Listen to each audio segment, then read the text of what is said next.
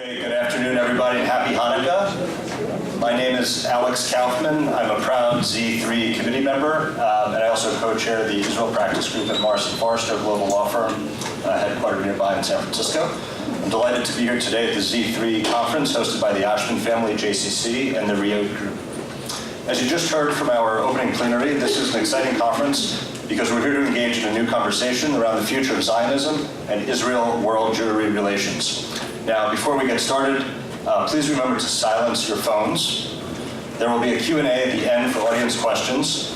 Please remember to be respectful and don't use the Q&A as an opportunity to make statements. Rather, let's ask questions from our expert panelists.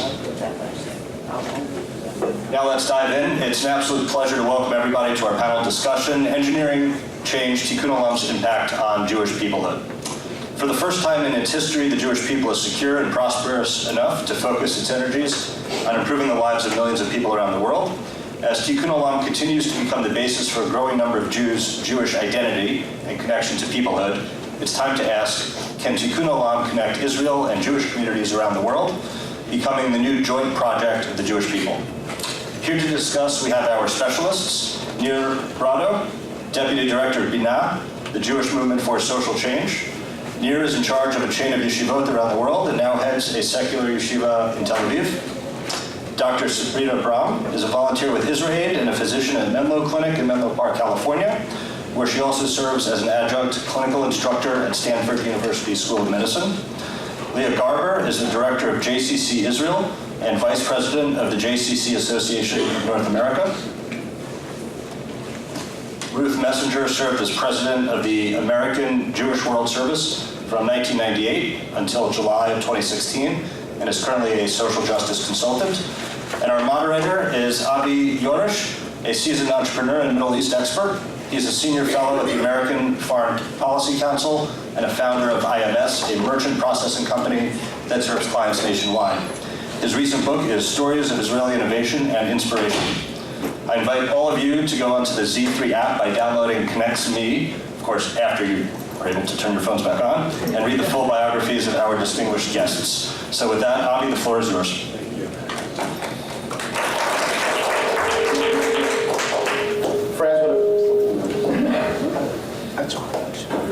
Friends, what a pleasure it is to be here today. Thank you so much for coming out. We have a terrible echo. Hear me now? Better? Good? No echo? Fabulous. Friends, what a pleasure it is to be here today on this esteemed panel. It is a joy and a pleasure to be surrounded by such wonderful experts. We have Ruth Messinger, Nir Braudo, Dr. Braham, and Leah Garber. My role here today is really to frame the conversation in terms of Tikkun Olam and tech and what is in the realm of possible. I'll spend a few minutes framing the panel, and then I'll turn it over to our panelists to give us a few minutes each. And then I'll expect us for us to do a few minutes of Q&A, and we'll take it from there. 70 years ago, Ben-Gurion stood on a lectern, and he basically said two things. First, the state of Israel, after 2,000 years, is back in existence, back in play. And each and every one of us, as the Jewish people, can exercise our right to essentially come home. After 2,000 years, the gates are officially open. As the national anthem of Israel goes, Tikva, B'Shno Chai. But Ben-Gurion stood at the lectern and he said something else. First he said, I quote, Israel has been granted the great privilege and the obligation to tackle some of the greatest challenges of the 20th century. He seemed to be saying that at the very heart and soul, the very raison d'etre of the state of Israel was not only to protect and enrich the lives of its own citizens, but also to bring more light to the world. As I like to put it, the state of Israel, when it comes to its innovative spirit, rests upon three pillars. One is Torah, Avodah, and Gemilut Chasadim, based on Torah, which I really relate to values. The Jewish people have a tremendous set of values, but we don't have the intellectual property locked down on values. That's a universal human yearning. Avodah, hard work. Think about the fact that Israel, after 7 years of existence, is not only a startup nation, but is leveraging its technology to improve the lives of billions of people. Gemilut Chasadim, acts of charity and kindness. And on this panel today, I think you will find these four individuals embody the idea of values, hard work, and acts of charity and kindness. And that, friends, is what I hope that you will think about when you think about the story of Israel. There's no single narrative that fully defines the state of Israel. It's an extraordinarily complicated place, but there's no denying that Israel has extraordinary innovators that are bound together not by religion, money, and stature, but rather by a desire to save lives and make the world a better place. And that is what I think this panel really does represent. And so I'll open it up to our panelists. Ruth, you formerly led the American Jewish World Service, an organization that is probably best known in the world for its social action missions around the world. You were a household name when I was growing up in New York in terms of your political background. That makes me old, Ruth, not you. Tell us a little bit about the AJWS. What is it doing today? What are the missions that it's engaging in? And a little bit about why it's no longer engaging in social action, specific social action around the world, other than being a grantor of grants. Okay, I have to take a half step back. Thank you, and thank you for your framing of the whole panel. But let me sort of reintroduce myself. I have had the privilege in my life of doing a great many different things, including being able to run American Jewish World Service. But I left that position in 2016 and left the organization in the phenomenal hands of Robert Bank, who was my executive vice president, whom several of you know.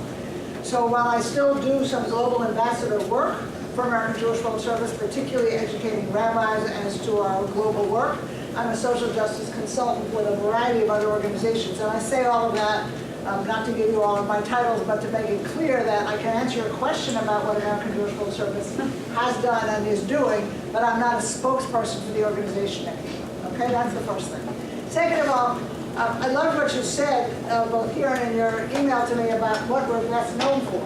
Because I think that is a piece of the story of the answer. Yes, to many people, and I was glad that this was the case, in America we were best known for the service programs that we ran that engaged American Jews.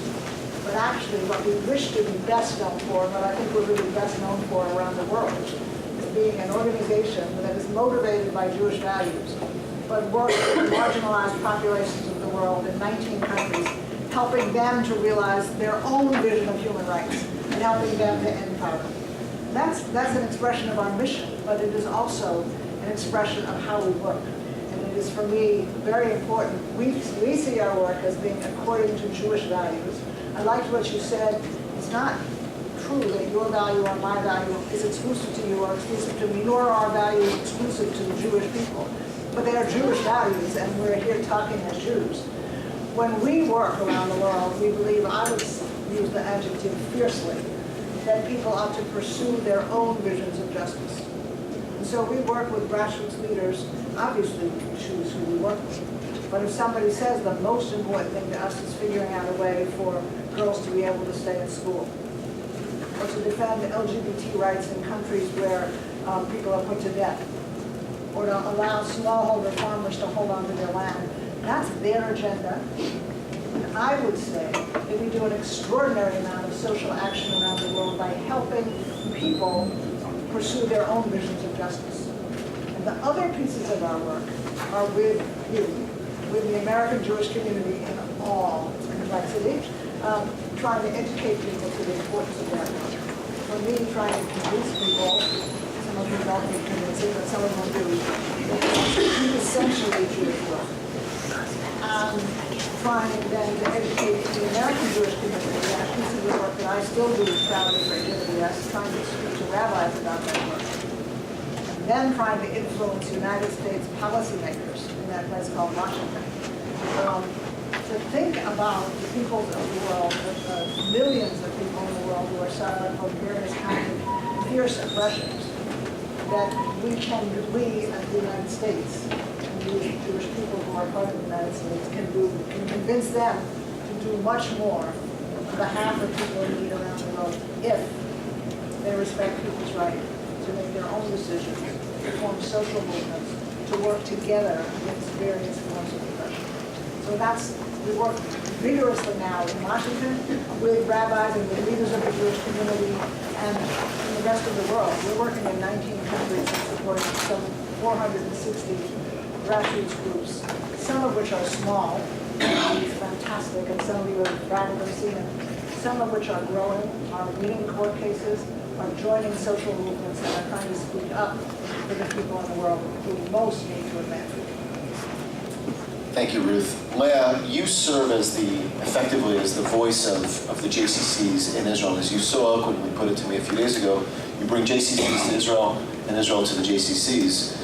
You have an initiative that I suspect that most people in the room have not heard of, which is this J response, which was started in the aftermath of Hurricane Harvey. And I wonder if you would tell us a little bit about what is this organization, how did it get started, and what is its mission? So JCC Association's new signature initiative is called J Response, and this is basically our emergency response to JCCs. This all came about right after Houston got a severe hit. The JCC in Houston was severely hit after the hurricane. And what we did, JCC Association, what we did is what we know how to do immediately is do some fundraising. Look for some available funds to send to the Jewish community in Houston and to help them by that. And in January of last year, we decided to move our board meetings, our annual board meetings that usually take place at our headquarters in New York, to Houston. So our entire board, 50 people, traveled to Houston. We sat there for 2 days to do our regular board meetings.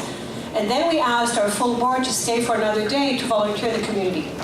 And we went to one of the homes in one of the neighborhoods, and we physically repaired the house. I mean, it was unbelievable. For me, I can tell you, it was the best, most meaningful day on the job for me to take a hammer and some nails and to fix a house. And we saw the homeowner. She was there, and she couldn't thank us enough. And then we started having a conversation, and we asked ourselves, so what can we do best to help JCCs in needs? Fundraising, yes, that's important, and we do that. But what else can we do? And we had some meetings with the leadership of the Houston JCC, and they told us, you know what we really would have used is some hands. And then we realized that we have, that's not coming from me, right? Better? Yeah, we're just trying to. It's not you. Yeah. I'll try to speak up. Anyway, we realized that we have this amazing resource of 6,000 employees throughout the country based at different JCCs, like the Oshman family JCC, and throughout North America and Canada as well. Why not utilize this unbelievable resource that at times of need, we deploy our GCC staff professionals who are all in the business of community building, who are all trained to lend a hand in times of need, who all come with this compassion to help the others. Why not deploy people to help GCCs at time of needs? So, as I mentioned, this is when J Response was born. And in Houston, we had what now we call partners. Back then, they were just a resource, not just. They were an amazing resource, Israel. And Yotam Politer, the co-CEO of Israel, was with us in Houston, shared the great work of Israel in Houston. I believe that they're still in Houston up to date, working and doing some amazing repairing there. And we started having conversations when I was back in Israel with Israel. How could we partner and we could establish a whole new organization together called J Response? Israel were so excited to partner with us. That's exactly the platform that they were looking for to expand their amazing work through the platform of JCCs that are serving 1.5 million people every week. This is our platform. And this is how J Response came about. Initially, we decided we're going to train GCC professionals, and the first training took place in Memphis. We had 20 GCCs there for 4 days with the amazing team of Israel. They sent in some professionals, and we did a very extensive, beautiful training. But then life happened. And 2 months ago, Pittsburgh, the shooting in Pittsburgh, changed the entire way that we saw J Response. One thing that we know is that we have to be flexible and we have to respond to what's happening and not to dream of what could happen. And we decided that it's not only responding to Mother Nature disaster, but also to human-made disasters. And in Pittsburgh, we saw one of the most severe, if not the most severe, attack against the Jewish community here in North America. But we also saw the Jewish community of North America come together. And actually, not only North America, but many Israelis also were there in Pittsburgh to help. And we decided to deploy our own GCC staff from all across the country to Pittsburgh to help the GCC staff in Pittsburgh. We need to remember that in Pittsburgh, the GCC was the headquarters for everything, for the FBI and for local law reinforcements, but also for Shiva, for mourning, for support for the victims and their families. And the GCC staff had all of the sudden to take so much more than they were able or ready to. And this is our way to return, to say we're here with you. And since that terrible weekend 2 months ago, through the end of the year, every week for 2 days, we're deploying GCC staff from all across the country to do whatever the GCC needs. This could be to sit in the front desk, to work with seniors, to work in the pool, anything that they need. I have the pleasure to be there. I will be there this coming Friday. I actually lived in Pittsburgh on the street of Tree of Life for a few years, so this would actually be coming back home for me. And this is our way to say JCC Association, through our JCCs, is here to help one another. And this is our way to do Tikkun Olam. This is our way to repair the world. And hopefully there won't be a lot of need for what we can do, but we definitely can do a lot. Sabrina, you are a physician here locally at the Menlo Clinic and serve as a scholar at Stanford. And I was really intrigued by the fact that you only recently went on your first medical mission abroad to Kenya. I wonder if you could share with the folks in the audience, why did you decide to go? Was there a particular experience that moved you? And do you think you'll go on these missions in the future, and if so, why? I'll take the last question first. Yes, I will go again if they'll have me. But I will follow Ruth Messinger's example and reintroduce myself. I'm a community pediatrician who was inspired by exceptional people like the people on this panel to join a movement, which was Israel. And so I am sitting here very humbly and thrilled to be here. But what I have to say really, I think, explains how sort of a typical individual in the world can be inspired by these movements to join their movement. So Kenya, medical school training in general is steeped in topics of social justice. So I think most doctors have some underlying desire to contribute to work like this. In my case, years ago, I had seen Israel's response to the Syrian refugees in Lesbos. And for me, the most impressive piece was to see volunteers clad in Israeli colors on the beach accepting the refugees off the boats. And I remember thinking to myself, I want to do something like that. And I filed it away. I have 3 young children. I thought I'd do it sometime in the future. And then, as luck would have it, I had contact with some of the leadership at IsraAid and was inspired again. And it was made clear to me that they had a need for pediatricians or pediatric specialists at this refugee camp in northwest Kenya. And by the end of the coffee, we had dates, and we had booked flights, and we were off. So what were we asked to do there? So essentially, we were asked to go and provide training to the healthcare providers that were providing pediatric care, as well as the psychosocial first aid support at the child safe space to provide first aid training for them. We did collaborative rounds with the medical professionals in the hospital. And the hospital is largely staffed by non-MDs, really, so allied healthcare professionals who have limited training but a ton of passion. These are mainly Kenyans. And so we went and did collaborative rounds with them, and then when there wasn't time for that, we would just provide direct patient care and tour the site so that we could figure out how to maximize our efforts with Israel there. So the impact for me of the trip, I think, was profound and formative in many different ways. I think on a personal level, I brought home many changes in my family life relating to living with, taking care of refugees who are undergoing an experience that I could only imagine. On a sort of cultural Jewish level, I think it was amazing to be working side by side with Israelis and see that the thing that united us was my interest in Tikkun Olam and dedication towards that, and also the Israeli culture of supporting that. And I think from a professional perspective, it became very clear that doctors don't decide who lives or dies. It's really circumstance. And so to share one story about that, we were doing outpatient clinic one day, and the way the scheduling works is people bring their medical records and they put a stone on top of it, and then they line them up, and that's how they decide who goes first. So we're seeing the patients as quickly as we can, and a gentleman comes in. He's a community health worker, and he has a baby in his arms, or he looks like a baby to me, and he bucks this schedule and comes right to the front of the line. He says, "I've been trying to get help for this child forever. Please come and help this child."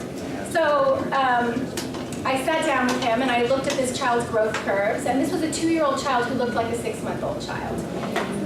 And immediately I knew there was something wrong, and I came to understand from this very dedicated community health worker that this child had not been feeding properly for the 2 years in his existence, and the only recourse in that environment, given the resources that were available, was to admit him for nutrition and then discharge him. As a pediatrician, we think systemically, why is this child not feeding properly? It turns out this child has a congenital heart disease that in this country would be fixed, would be identified prenatally and fixed within the first year of life, and the child would live a normal lifespan. In that setting, it's a death sentence.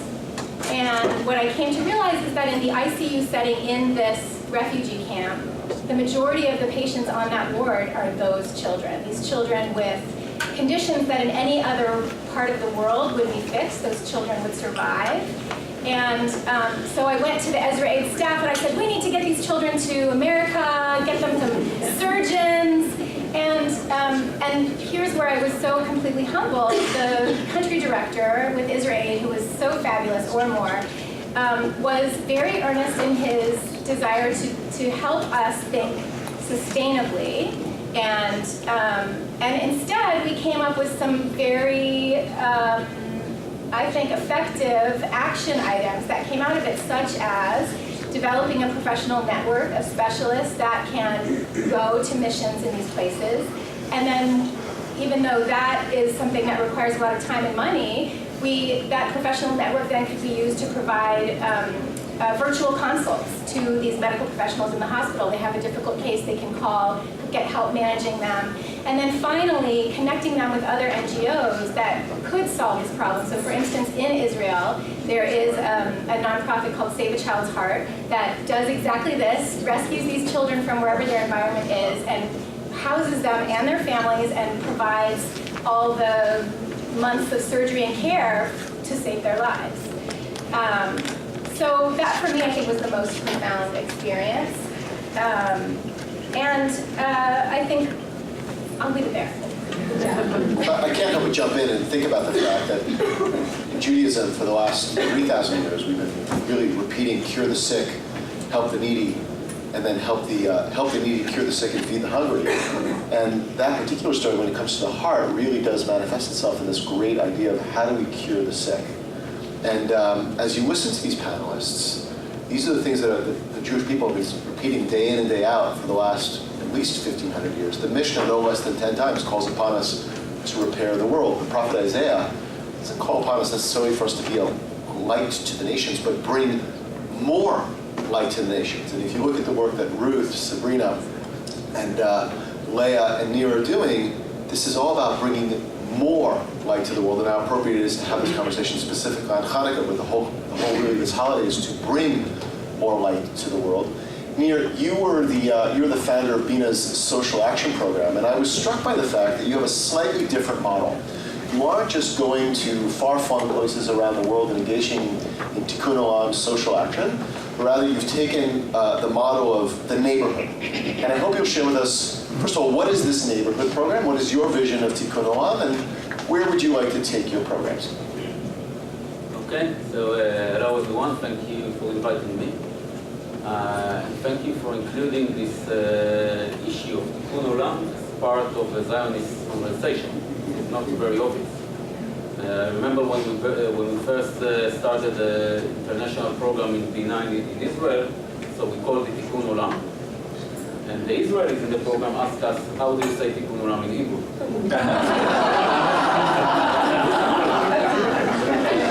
Not very common. And maybe I will get back to that later. But we start with our program. We have the network of secular yeshivas in Israel, and we're trying maybe to start one here.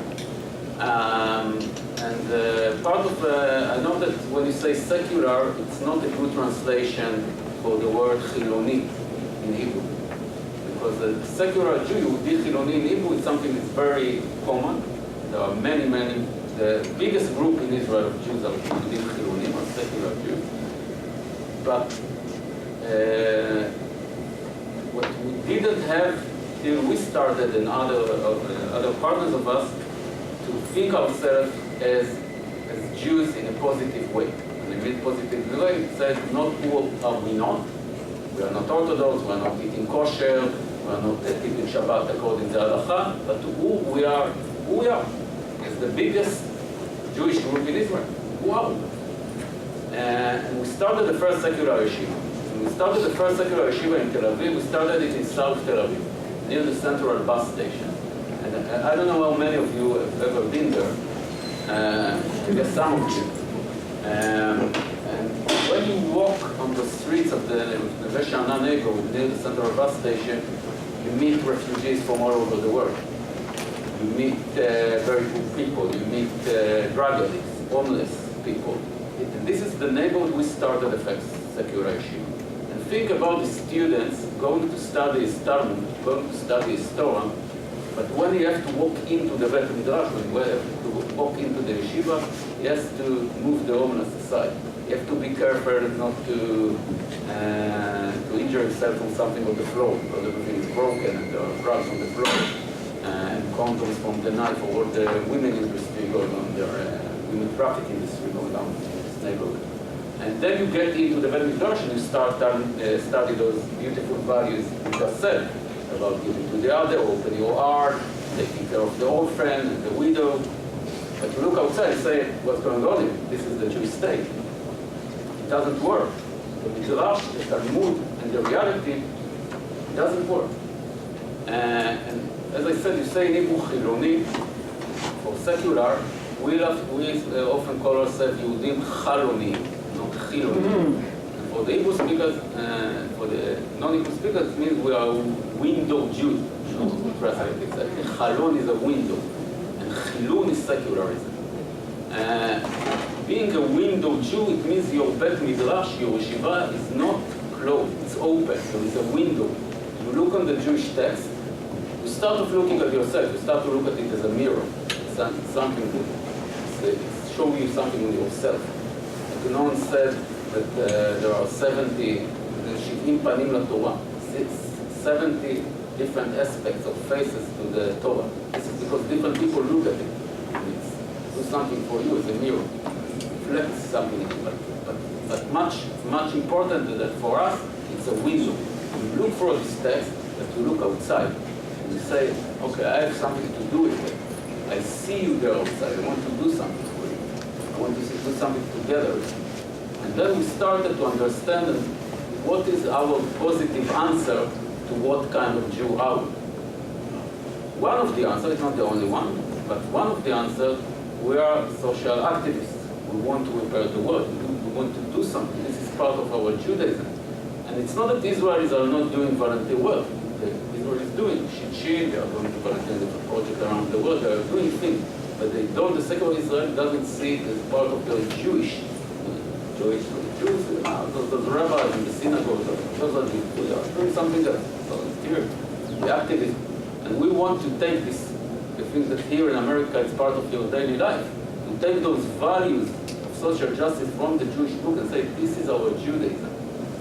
And the last thing that I would say about it, we started a Bet Bina in India, because we saw 30,000 Israeli travelers after the armies have been going through India a year. 30,000, the young Israelis, ages between 20 and 30. There are 8 million Israelis, 30,000 going through India a year. Think about it. And once, when I was traveling there, I walked into the Chabad house in India. And I went there to a Shabbat service, and I couldn't hear anything from the rabbi about what's going on outside. And I thought about it, 30,000 Israelis walk through this place a year, and with nothing to say, or nothing to do about the community we use as tourists to enjoy ourselves.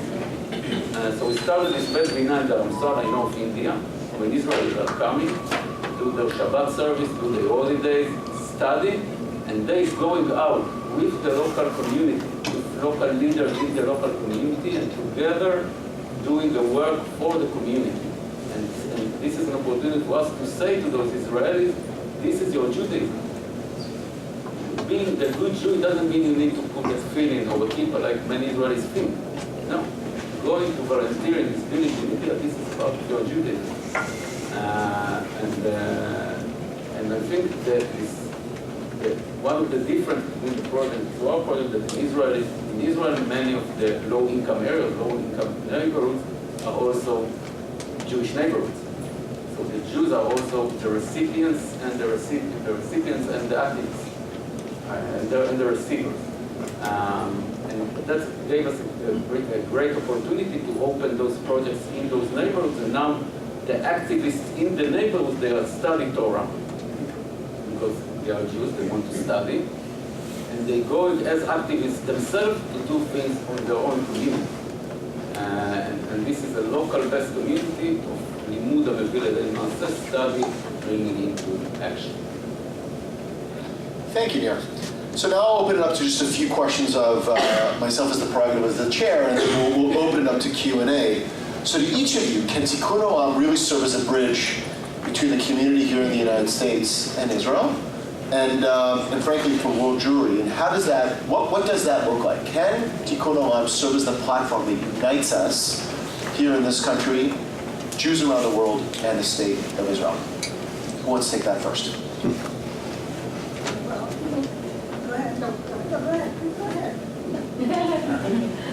I certainly think that it's not only possible, but it's something that we at GCC Association, this is something that we're doing. You know, Sabrina, you mentioned Save a Child's Heart. I know many of you heard about Save a Child's Heart. It's based in Holon's Wolfson Hospital, and it's one of the most amazing kept secrets in Israel. Literally on a volunteer basis, Israeli doctors are repairing hearts of young children from all over the world, Africa and Asia, bringing them to Israel or sending, and the Arab world Palestinians, absolutely, thank you. You've had Iraq, Iran, you've had children from all over the Arab world, countries that have relationships with Israel and countries that do not have relationships with Israel and that are officially at war with Israel. Correct, including our own Palestinians that live next door and are welcome to that program. When we have groups visiting Israel from our GCCs, we take them to see Save a Child's Heart, and they're blown away. And they're saying, wow, we didn't know that Israel does all that. You know, what we hear in the news is Israel is the aggressor and took over this place and took over that place. And we only hear those kind of stories, but we didn't hear the stories of Israel. We never heard the stories of Children of Salvador and many, many other programs. And I think that the best way to connect between people is by kindness. And the best and most efficient way to connect between Jews from all over the world is through kindness. I believe that if Jews from all over the world will be like Sabrina, will join initiatives like Israel's initiatives and other initiatives and travel to the world together, Israelis and non-Israelis, all share the same Jewish values and do Tikkun Olam, they will not only repair the world, but they will repair themselves first and foremost. They will come back home and say, I met a new friend now, Sabrina, she's from Palo Alto and she's an amazing Jew and we share the same values. And I've been now to Africa and I met Johnny from Salt Lake City and we repaired the world together and we share the same values. And I believe that this is the best way to overcome the gaps, to bridge those gaps, and again, not only to repair the world, but our own breaks. So I solely agree. Well, I was going to say I thoroughly agree as well. I think I'm a good example of that, but one of the statements you made, Nir, about Jews in Israel feeling that to be Jewish you have to be religious, I think the same problem is here in the United States, where Jews are not affiliating because maybe the religious part of it doesn't resonate for them, but the values are universal. And so it's my experience that the more we can make that connection between the values in Israel and the values with American Jews, the closer that relationship becomes. So I agree, and I think Gil Troy said earlier on this panel that people vote economic and security, and I have to disagree. People vote identity. Here in Israel, everywhere in the world, people vote according to their identity, not according to something more like economic or security. And one of the things for us, I think, as an Israelis, that we can err from this connection is to study from the American Jewish community, and you are an inspiration for us, that part of being Jewish in Israel is a positive thing. When Netanyahu said to one of the rabbis in Israel, whispered, but in a way that everyone will hear, that the leftists forgot what does it mean to be Jewish, he knew what he did, because he knew that people will vote according to what they will feel belong. And people Jews, they will vote for Jewish ideas. And if we will be able to implement to our the way we think in Israel about Judaism, those values of Tikkun Olam, this will help us to say, when you vote human rights, you vote Judaism. When you vote social justice, you vote Judaism. And this is something in the Israeli Jewish language that we can learn from you. The other thing I said earlier about this program, Tikkun Olam, when we started this Masa program, this is a Masa program for Israelis, for Jews from the United States come to Israel. And many people from the different organizers of those programs, they criticize us. Because they said, what are you doing? You're bringing people to Israel. We want them to love Israel. And you take them to volunteer with refugees in Arab neighborhoods to see all the bad sides of Israel. What do you do? After 10 years, they made a research and they saw our alumni are most connected to their Jewish communities. Some of them made Aliyah, and they feel positive feelings about Israel. And when I saw this research, I thought about Tibia's wife, you know, from Fiddler on the Roof. So when Tibia's daughter married the poor tailor and not the rich butcher, so Tibia was asked her why. And she answers, because I love him. And then he go back to his wife, and he asks, do you love me?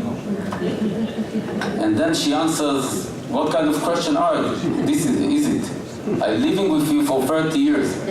I raised your kids. I washed your clothes. If this is not love, what is love? This is love. And I think when people dirk their hands together, doing a hard work, this is a real love. To see the beautiful sights of Israel, it's like first meeting on the bar. This is not love. Living together through the hard things of life, this is love. And that, I got news for you. I'm still asking my wife if she still loves me. I have 3 children. so I guess if you are together, she does, right? Not sure. Okay. Thank you. That was great.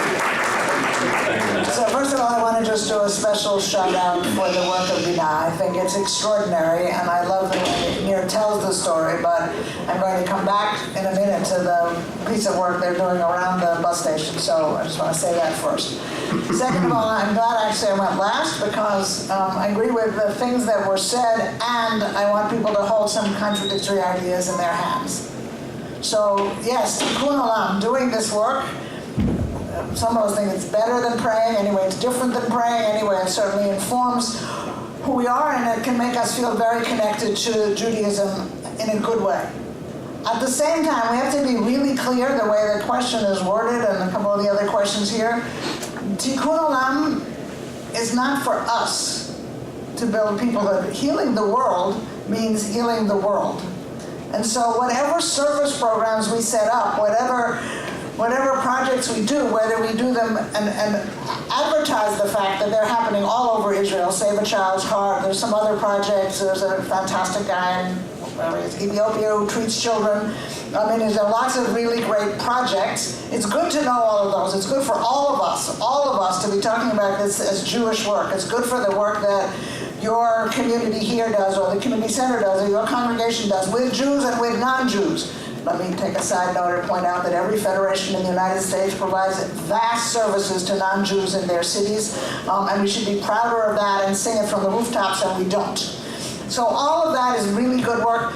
And yes, it is very good because it does help people think, oh, there's all these things to Judaism, and I can feel better about being a Jew, and this is the kind of Jew I want to be. I tell people, when people say to me, what denomination are you? I say social justice. So all of that is true, but I want us to try to hold a couple of contradictory ideas, and one of them is the work has to be primarily for the world that needs healing. You need healing. Larissa Siegel, she's the development officer for AJWS in San Francisco, so I'm picking her. You need healing, go to your shrink. You see some project that you want to work on, fantastic, yes, it will make you feel better, but it's for and with and of the people that you're helping. The second thing I want to point out, which is related to that, is a lot of the projects we're talking about, and they are phenomenal projects, I don't want to question that for a minute, but they focus in on the kindness. Hasidim. And what American Jewish World Service tries to do is focus in on the issue of human rights and justice.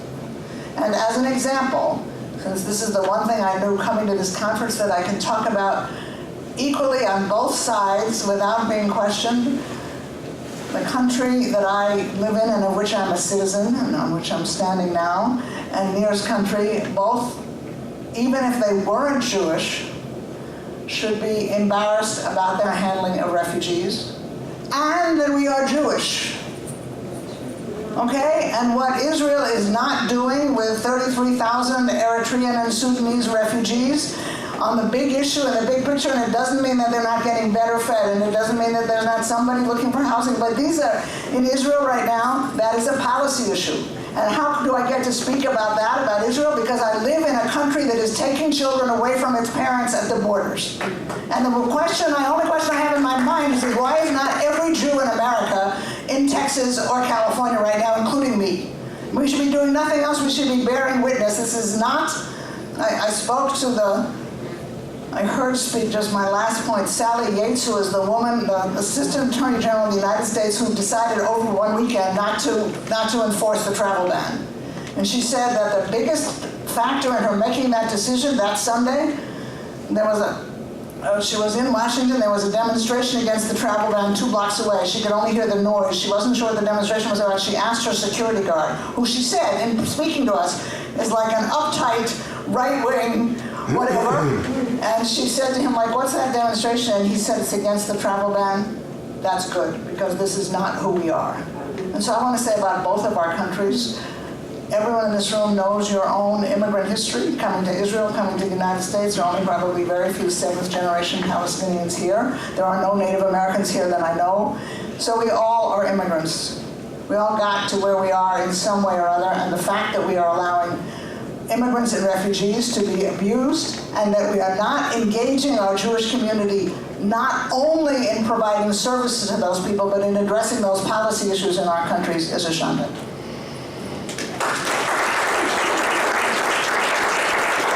So not everyone on this panel agrees, and so I'm going to raise a few questions that I think not all of us see eye to eye on. What's that? Let's talk about establishing potentially a global service corps, a Shalom Corps. This has been something that has been raised often in the Israeli government, this idea of something synonymous with the Peace Corps here in the United States. I wonder, I'd welcome your thoughts collectively and individually on should we establish a global Shalom Corps, and if so, what does that look like? And let's start with Ruth. Also, I want to say, I think actually for me the answer to that is very clear.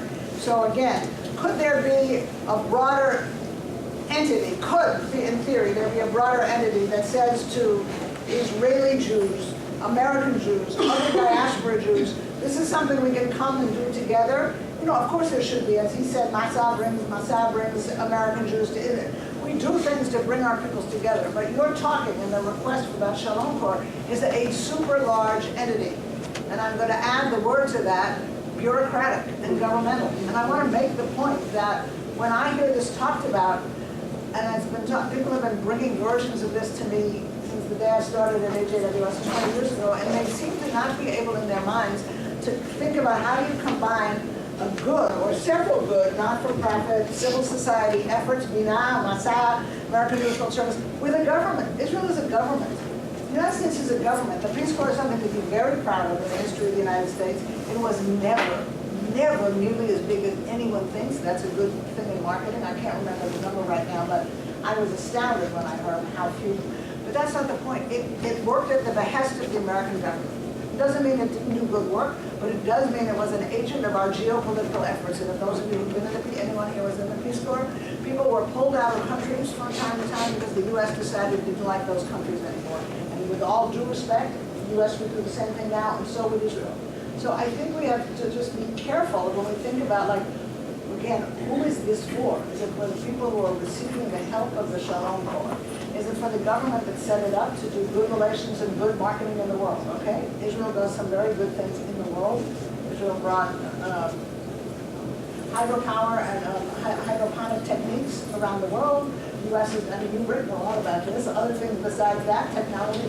But I just think all I want to say about that is the idea of working together. That's a powerful idea. The question of what an entity would look like and what the difference is between a government and a civil society organization, I think means that we can't sort of launch this as a world effort. Anyone else have thoughts? Were you specifying that this is going to be a governmental organization? I didn't hear that. I wasn't specifying. I was opening it up to what does that look like? Should we have one? And does it look what? And what does it look like? Anyone else have thoughts? I just want to add to what Ruth said.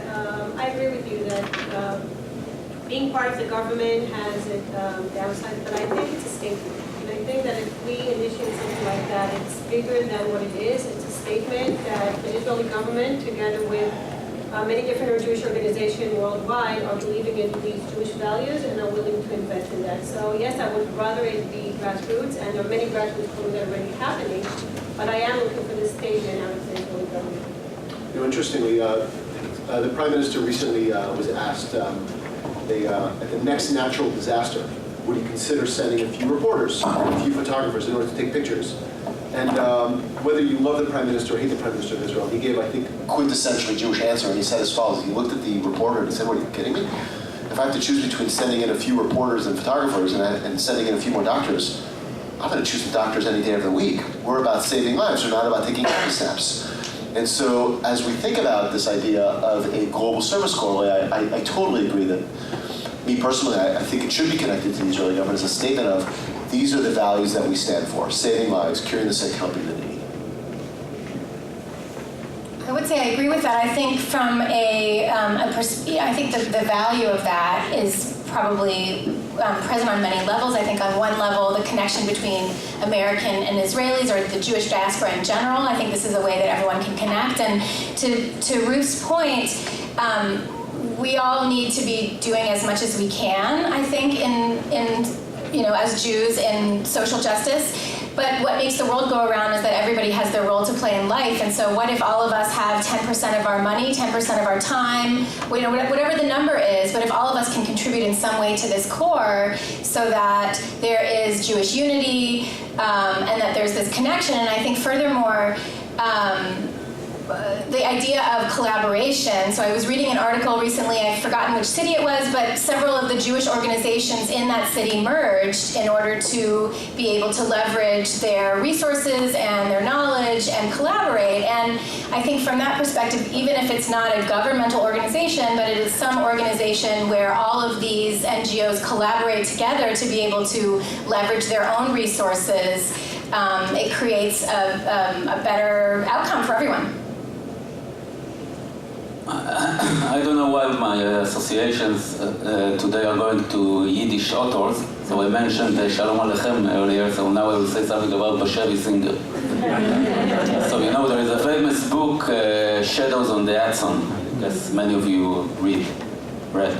And one of the characters asked David Green, he asked him, not David Ben-Gurion, David Green is one of the characters, and he asked him, how come Jews survived this, he wrote it in 1948, by the way. How come Jews survived all those wars and all those cruel things happened in the last 100 years? And he said they had faith in God, this is one thing. And the other thing, they are a diaspora. They didn't have their own state. If you will take one of those things for them, if you take faith, they will assimilate it, and if you will give them a state, they will become more cruel than all the other goyim that we know. That's in 1948. And we are now in 2018, we have a state, and the majority of the Jews living today in the world, I don't think they are religious. So the two things that Moshe Zinger said happened. And if we will be able to take our new faith into Tikkun Olam, and to take our new state to Tikkun Olam, so that will be the best answer for Moshe Zinger. And this is a good reason to do a Peace Corps. So I'll ask my final question, and then I'll open it up to Q&A, and we'll do this in rapid fire fashion. Can you name three things that everyone in this crowd can do tomorrow, or walking out of here today, to literally engage in Tikkun Olam to make the world a better place? The simple thing, I think we all live in abundance, and I think if all of us think about what things we have in abundance, whether it's knowledge, money, time, anything, and just share those things, I think that makes a big statement. So the first thing you can do, because today is Sunday, it's the last night of Hanukkah, is put away the presents that you have for your children and your grandchildren. They'll wait till next year, and tell them that collectively you're going to give to the needs of poor people in their own countries. And if I were you, I would talk about refugees and tell them their refugee, their family refugee or immigrant story. And in each of our countries, there are people who are there because they are seeking freedom, because they are trying to follow a given world legal policy of being able to apply for asylum, which is not being adequately acted on in either of those countries. You don't need to tell all of that to your kids. Just suggest that for Hanukkah tonight, they should be giving instead of getting, because there are people in need in their own country. So that would be the first thing. And the second thing, which I've tried to talk about, is while you give and while you think about, and I love what you said, some of your own time to volunteering as well as some of your own money, to think also about some of the justice issues. So an issue that is in neither of our countries but that affects us as Jews is there is an ongoing genocide in Burma with the Rohingya. And no country in the world has yet sufficiently stepped up to try to stop that genocide by imposing sanctions on the government of Burma, and each of our countries could do a better job of policy in that area. I will take it more locally, and I don't familiar with locally here, but I guess it's true everywhere. Sometimes you don't have to go all the way to Burma to see the other. And I guess when you go over the bridge in San Antonio, go to East Palo Alto, you can find people in need. And I think one of the things that I see as always as something that go in front of me, that Rabbi Shimon Bar Yochai in the Talmud, when he goes out of the cave, so the first thing he see people working the fields, and he want to burn them. Because he just studied Torah in the cave, he feels very, you're going out of this conference, you're very inspired, and you want this. And then you see, just people walking and do their daily life, and you want to burn them, because why do you live this? And sometimes to look on your neighbor, to look what happened in your next door under the bridge or east to the bridge is something to do, and to ask the people, what do you need? Sometimes we don't know what you need. What do you need? Is there something that, this is the first thing that Bar Yochai asked after he studied this lesson. Hayesh davar tzarich tikkun. I don't know what I need to repair. I need to ask you, what help do you need me to help you repair? And the last thing I want to say about Hanukkah, earlier they said something about this dispute between Hillel and Shammai how to light a candle. So Shammai says you light 8 candles and then you go down. Hillel, as we do here, do now, you light the first, the second, the third, the fourth. And I like the Hillel system. Because when you come to a low-income area, low-income neighborhood, and you want to light all the lights together and then vanish, it will not work. You have to put one light, and then another light, and then the third, and then the fourth, and the big light will come. So that was beautiful. And I just want to add to that David Brooks said earlier that we need to remember that we have a soul. So I think that first thing, we just need to remember to use our souls because we were blessed with souls. We say, our sages said, it's not upon you to complete the task, but you're not at liberty to dismiss yourself from it.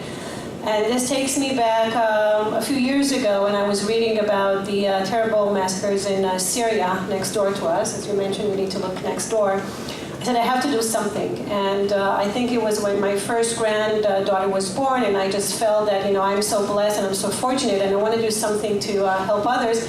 And I donated some money for food for Syrian babies. And my husband said, it's beautiful what you did, and I'm so proud of you, but I guarantee no baby in Syria will see this money. It will stay with the government, and they won't actually. And I felt very bad because I wanted to do something. So I think that we have the ability, even if we think it's a little thing, we have the ability to do something, and we can't just say because no one in Syria will actually get the money, we won't give the money. I think that we need to continue to believe in our ability to repair the world, even if it's step by step, and not to give up and not to say we're going to leave this to the big organizations or to the governments or to whomever to fix the world. It's upon us, even if it's a small step. So I think it's time to open it up to Q&A. Steve, why don't you take it off?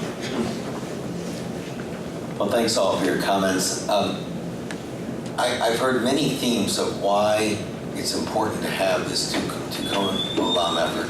Part of it is to reinforce our identities as Jews, to actually allow ourselves to express that identity.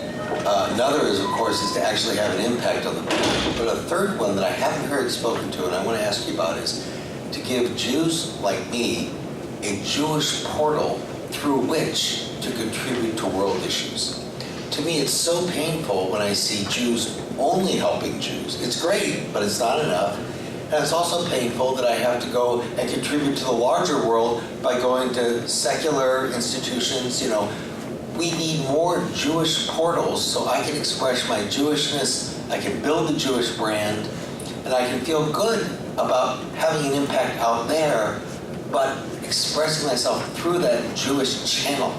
And what can we do as a society to promote those channels? To me, HAWS was actually the only Jewish channel that I was aware of where I said, I can have a big impact on social issues out there through the Jewish portal.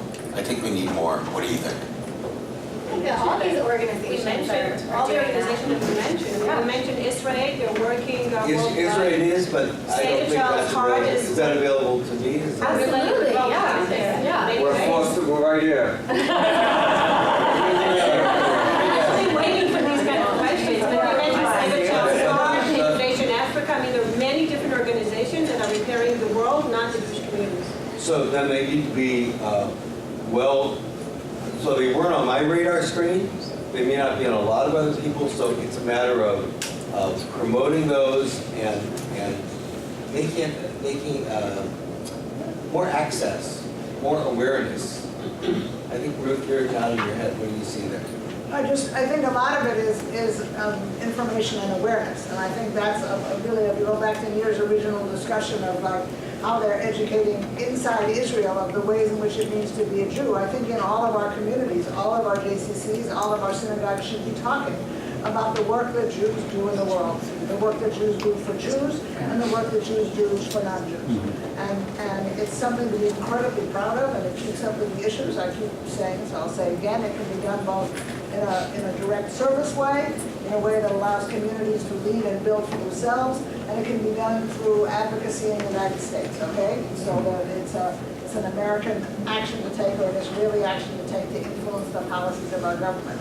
But I think it's not that there aren't organizations, there are different kinds of organizations, it's more advertising what they do and how they're different from each other, and being sure that as Jews, we are always trying to evaluate what's the best way to deliver this help. So it can very often, and that's the good news, that's what you're asking about, be through a Jewish organization. But if you determine that the best way to make this difference in East Palo Alto is not to do this and that, but just to go down there and help, then do that, because you're doing it as a Jew. You're acting according to Jewish values, and if you know that, yes. But I do want to make the point I made before, and it's very strange for me to be, I'm not a fundraiser, I hear about fundraising and for our cultural service. But I want people to remember that all of it, I won't say every place, but all of the large city federations have a raft of social service organizations that help people in need in their cities. We should be so proud of that. We should be so proud that all over the country, Jewish Family Services, if you interview them, and I say interview because we don't publish this information. But in most large cities, more than half the population that the JFS serves is non-Jewish. Why? Sometimes they get embarrassed and they'll tell you, well, it's a better way to get federal money. That's not what we should be saying. What we should be saying is because we have great administrators and great social workers and great fundraising networks and very smart, good smarts about how to work in San Francisco or New York or Los Angeles. And people come to us because they know we provide good services. And we should be so proud of that as Jews instead of sort of keeping it a secret. And the way in which AJWS works in the world is only to do the work. But I promise you that every place we work, people see Jews as the people committed to social justice. And I can't imagine anything better than this. Now let me take one more track. How many of you, by show of hands, have been to Israel in the last 3 years? So most of the people in this room have been to Israel, and I suspect that most of you, if you're going to Israel, going to the traditional places like the Kotel, Masada, Tel Aviv, etc. I challenge you, the next time you go to Israel, go to United Hatzalah's headquarters in Jerusalem. This is an organization that is saving lives. It's reduced the time it takes emergency responders to get to the scene of an emergency from 20 minutes down to anywhere in the country, on average, 3 minutes and 90 seconds in major cities. Next time you're in Israel, go to the Weizmann and see where the 2 top drugs were created, Rebif and Copaxone, that treat over half of those treated with those afflicted with multiple sclerosis. Go to Nazareth next time you go to Israel and see how an Israeli Arab Christian couple created a GPS for the brain. The GPS that essentially allows to treat for Parkinson's and is used in thousands of hospitals all over the world. I tend to think from an information perspective, you have Israeli technology today that is literally improving the lives of billions of people, and many of them are for-profits, but some of them are not. Like there are some, like United are nonprofits, and would be delighted for you to start an organization like that right here in San Francisco and Palo Alto to reduce the time that it does take to get to an emergency, to reduce the time it takes to get to a medical emergency. And so I encourage you, that is another story most people are not aware of that's happening in the state of Israel. Yes, back there. Yeah, so I just want to say it's 2018, and I'd ask everybody here, we don't have to sit around and wait to see an ad or hear something in synagogue. It's really easy to go on Google and find every single organization that you can do diligence on, so to see for yourself what you can do and who you can get involved in. Jewish organizations that do things for the world, people in the world that are non-Jewish as well as Jewish. There's no excuse anymore for everybody here not to step up and do it. And that's what I would ask everybody to do here, is make that commitment to take the time, and go online, and figure it out, and get involved. So I'll dovetail on that, and I would say to each of you, I would look to the person to your left and look to the person to your right and realize that the only people that are going to move down on the issues that we collectively care about are you. I mean, truly, the question that I hope each and every one of you is going to ask yourselves coming out of this panel today is, what can I do to make the world better? What small or large gesture can I do to make the world better? Look at someone like Nir, who started this social action program in Tel Aviv and in Beersheba and other parts of the country. This is one individual that's touching the lives of so many around the world, or AJWS, or the JCCs, or one person who's a doctor who decided to go on a mission to Kenya to touch other people's lives. Now, I don't know that most of you are doctors or most of you are executives at the JCCs, but each and every one of us has the obligation to ask ourselves, what small or large gesture can I do to bring more light to the world? Can I just make one other comment on a very local level? So my impression of Jewish charities in general is that the majority support everyone, not just Jewish causes. I could be wrong about that, but in all my interactions, that's always been the case. But even a tiny example here at the JCC, they had on Martin Luther King Day, they had a mitzvah day. Families could sign up and do community service somewhere in the community. It was so oversubscribed that now they do it monthly. And anybody in the community, Jewish, not Jewish, Muslim, whoever you are, can come, show up, and participate in some previously organized mitzvah activity. And to me, that is so Jewish, that we are here to serve our community and heal our community. And it has really nothing to do with serving Jews. I mean, to that point, I can't imagine, again, I ask this quietly, but I ask this quietly and humbly, where else would we see a gathering like this of individuals? You'd certainly not see this in China asking, what can we do to make the world a better place? Would you see this in Congo? Would you see this in, what's that? I'm saying, maybe yes, but I don't know. I've been to China X number of times, and I've been to India X number of times, and I've been to other parts of the world. I generally see this as a pretty special phenomenon to the Jewish people. Well, I disagree. Because more than 400 Jewish people were born in 60 graduates. Almost all. Almost 20 Americans who went to those countries and started organizations that felt they were supporting. But the rest of them were supported by the indigenous local people who stepped forward and said, what is a way that we can gain greater justice in this community? What is a way that we can help the government to hang on to our land?